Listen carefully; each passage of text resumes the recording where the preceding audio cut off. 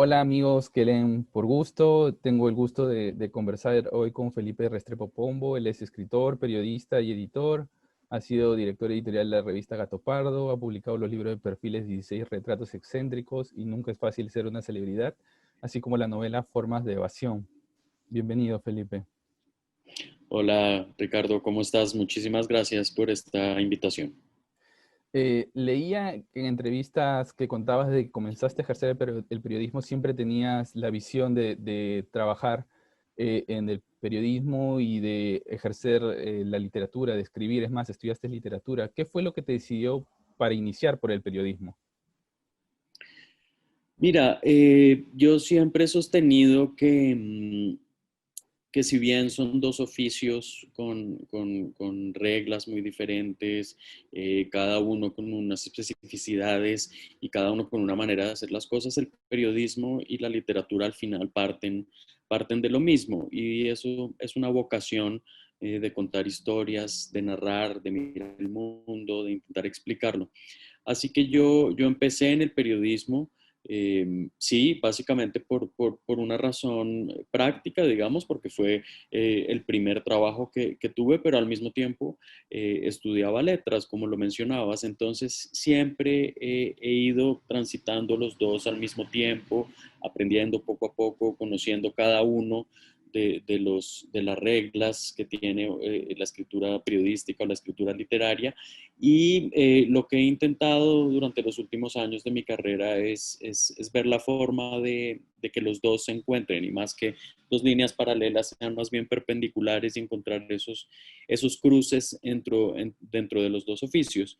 Yo he estado, como lo mencionabas, en diferentes medios de comunicación, medios impresos, en los que siempre he trabajado en la narración escrita de historias y he pasado pues he tenido la suerte de pasar por medios como Revista Semana en Colombia, Revista Cambio, Gato Pardo en México, Esquire en México, diferentes medios en los que he tratado siempre de hacer un periodismo que encuentre mucho, que se nutra mucho de la escritura literaria. Sí, dentro de los medios que mencionabas estaba la revista Cambio, donde pudiste compartir con Gabriel García Márquez, ¿no? ¿Cómo fue esa experiencia?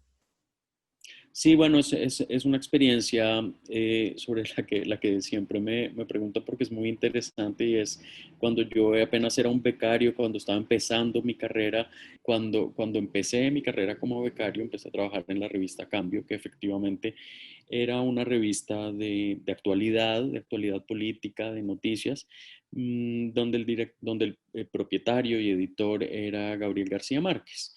Y ahí tuve como la suerte de verlo unos pocos años porque él no estaba ahí siempre, siempre estaba viajando, vivía una vida muy agitada. Pude ver como su amor por el oficio periodístico, ese cuidado que él transmitía, ese gusto por la palabra que él transmitía y esa, digamos, humildad con la que estaba con los reporteros y con los editores, se sentaba ahí a pensar las historias, a editarlas, a trabajarlas, y era un hombre muy generoso.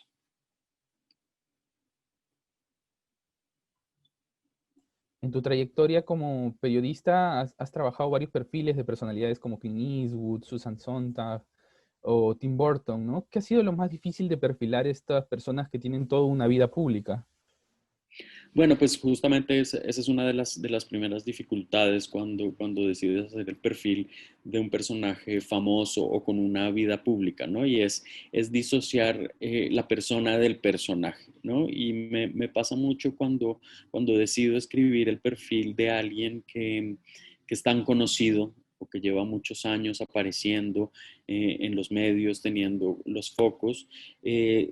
Trato de decir o busco decir algo que no se haya contado sobre esa persona y me interesa mucho, como decía, separar ese personaje público que todos conocemos y sobre el que todos tenemos una opinión o una relación, encontrar qué hay ahí diferente y qué hay ahí de real, ¿no? Justamente volviendo a Gabriel García Márquez que decía que todos los personajes tienen tres vidas, la pública, la privada y la secreta. Creo que un perfil de cierta forma tiene que indagar en estas estas tres vidas y hablar del personaje público, pero hablar también de lo privado y al menos conocer lo secreto. Leila Guerrero decía que para comenzar a escribir un perfil tenía que tener en la cabeza la primera frase, ¿no? Mm. ¿Qué es lo que tienes que tener en la cabeza para sentarte a escribir? Claro, a mí de hecho me parece que la primera frase es tal vez de lo último que aparece, ya cuando estoy como en los primeros borradores del texto, empiezo a pensar en esa primera frase, pero lo que me sirve mucho para comenzar siempre, más que una primera frase, es una primera imagen. Algo que yo vi de esa persona, algo que noté, así sea un detalle, así sea mínimo, pero algo, ese pequeño detalle, esa gotita que me revele todo el prisma del personaje. Y me sirve mucho, sobre todo a la hora de escribir y en ejercicios, por ejemplo, en los que he pasado muchísimo tiempo con esa persona reporteando muchísimo, que tengo muchísima información, datos, que conozco muchas cosas, que he hablado con muchas fuentes, lo que me da fuerza y lo que determina el ritmo de lo que va a seguir, del texto que va a seguir a veces, es ese pequeño detalle. Y yo siempre recomiendo a quienes escriben perfiles que piensen mucho desde la parte visual y que sean esos detalles los que marquen su descripción del personaje, ¿no?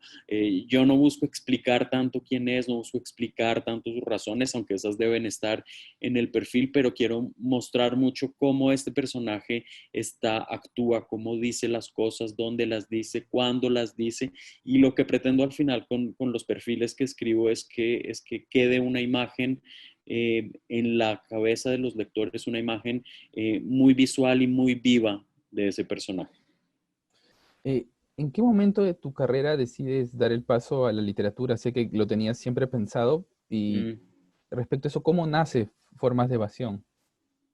Bueno, como te decía, efectivamente, siempre lo pensé y nunca dije, bueno, en tal momento voy a hacer, no fue un movimiento tan pensado, tan premeditado. Eh, lo que ocurrió es que empecé a escribir el perfil de un personaje que me llamó mucho la atención, de un periodista infiltrado, informante, a quien yo conocí, empecé a entrevistarlo con la intención de hacer un trabajo periodístico y me di cuenta que si bien me gustaba su historia y que me parecía interesante para un perfil, me daba para mucho más y me despertó en mí otras cosas que no había pensado antes, otras reflexiones, otros personajes, otras escenas, y me di cuenta que me permitía esa base periodística, escribir un texto con otras dimensiones, entre otras cosas porque mucho de lo que me contaba este personaje yo no lo podía verificar, no tenía otras fuentes, no podía investigar, no conocía, en fin, no conocía tanto ese mundo sobre el que iba a escribir y no me sentí capaz de hacer un trabajo de periodismo narrativo sobre este personaje. Y la ficción, en cambio, me permitía esas libertades, me permitía imaginar, me permitía mezclar, me permitía darle una cantidad de tonalidades que no tenía esa historia. Así que se fue convirtiendo casi sola en una ficción.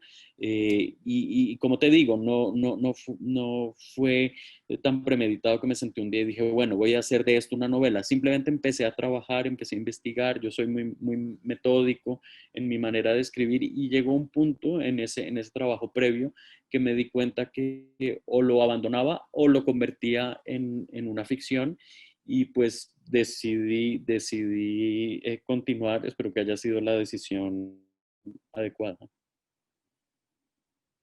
Eh, la identidad es tal vez uno de los temas que toca la novela, ¿no? Este Víctor Umaña que va cambiando, ¿no? Cada cierto tiempo es periodista, es informante, el comienzo es mostrado como un hijo de policía. ¿Es tal vez ese es Mm. uno de los temas más centrales de la novela? Sí, sí, tienes toda la razón. Para mí el tema de la identidad siempre ha sido, me ha interesado, siempre he leído mucho al respecto, me llamaba mucho la atención y lo que quería hacer acá era contar la historia de un personaje que tiene esta fantasía que todos tenemos en algún punto de nuestra vida o varias veces durante nuestra vida, que es querer ser otros, ¿verdad? Querer empezar en otro lugar, una nueva vida ser diferentes, librarnos de todo lo que tenemos y empezar de cero. Y nunca lo podemos hacer o nunca lo hacemos o no tenemos la valentía de lanzarnos a ello. Víctor Umaña, el protagonista de Formas de Evasión, sí lo hace y cada tanto empieza una nueva vida con una nueva identidad por diferentes circunstancias. Ahora, lo paradójico me parece de este personaje es que a medida que va cambiando de vidas y que va mutando de identidad, se da cuenta que es imposible deshacerse de su pasado, se da cuenta que es imposible ser otro del todo. Y el peso de esos pasados empieza a aplastarlo y empieza a surtir en él un efecto muy, muy negativo. Entonces me interesaba experimentar esa idea de qué pasa cuando alguien decide ser otro. Y claro, no soy yo el primero que ha pensado en eso. Existe muchísima literatura, muchísimas historias reales de gente que lo ha querido hacer y yo lo que quise fue adentrarme ahí con este personaje de Víctor Umaña y que la novela al final fuera una pregunta sobre quiénes somos y por qué somos lo que somos y por qué hacemos lo que hacemos. En este caso, siento que el periodismo narrativo te ha dado algunas herramientas, por eso, para la construcción de los personajes, ¿no? Que los describes muy bien, a Víctor Umaña, a sus novias, a las personas con las que tiene alguna relación. ¿Es así? ¿El periodismo narrativo te ha dado herramientas para la novela? Claro, por supuesto. De hecho creo que el periodismo narrativo me ha dado casi todas las herramientas para mi escritura y lo que tú dices es cierto. Yo me apoyé mucho. Algunos escritores de ficción simplemente se sientan frente a su pantalla y su teclado y empiezan a escribir y el mundo les empieza a aparecer en su mente y se vuelven como una especie de medium que transmite eso. A mí me cuesta mucho trabajar así. Prefiero apoyarme mucho en un trabajo de investigación y de observación. Entonces, no quiero decir con esto que mi novela sea que tomé una historia real y la ficcionalicé, no, por supuesto que no, pero sí tenía un trabajo previo de lectura, de investigación, de conocimiento, tenía ya eso que me sirvió para desarrollar mejor. Y a los personajes, por ejemplo, cuando los describía, no es que los hubiera conocido, porque no son personajes que existen, pero hice el ejercicio como si yo los hubiera entrevistado, como si yo los hubiera visto en la vida real y eso me sirvió mucho a la hora de escribirlos. Y también creo que uno puede leer Formas de Evasión como un perfil de Víctor Umaña, ¿ya? En el que lo curioso es que es un personaje que nunca terminamos de conocer a pesar de que la novela lo describe por más de 200 páginas. Sé que durante esta pandemia has estado o venías escribiendo una novela. ¿Cómo ha sido el proceso del confinamiento trabajar esta nueva obra? Mm. Porque a algunos escritores les ha costado escribir o leer o acercarse a la literatura. Sí, sí, pues ha sido un proceso muy, muy extraño porque yo ya la tenía muy avanzada, digamos, llevaba ya varios años trabajando y lo que me permitió, sobre todo el comienzo de la cuarentena, fue, bueno, ya como sentarme a terminar, que es tan difícil en cualquier trabajo, ese final, esa recta final en la que uno ya ha estado batallado, y uno la va prolongando y la va prolongando y siempre creo que en general para la escritura una de las cosas más difíciles es sentarse a escribir, ¿no? Uno siempre está buscando razones para evadir esa escritura y siempre, y antes de la cuarentena teníamos muchas razones. Ahora como nuestra vida se ha restringido casi a lo básico, pues me permitió encontrar cierto tiempo, cierta concentración y cierta voluntad de hacerlo. Obviamente, el momento en que vivimos es trágico, es deprimente, es difícil y eso hace que quizás el ánimo no sea siempre el mejor para escribir, pero a mí me permitió, me dio como una pausa, como un paréntesis que aproveché para terminar una nueva novela que ahora está en un proceso de edición, ¿no? Que también toma cierto tiempo y que a mí me gusta tomarme con mucho cuidado, pero, pero sentí que la cuarentena me ayudó en eso. Cuando la terminé empecé a empecé a hacer otros proyectos de escritura y otros de lectura y a mí no me ha afectado tanto en ese sentido, siento que he logrado encontrar el espacio para trabajar y para leer.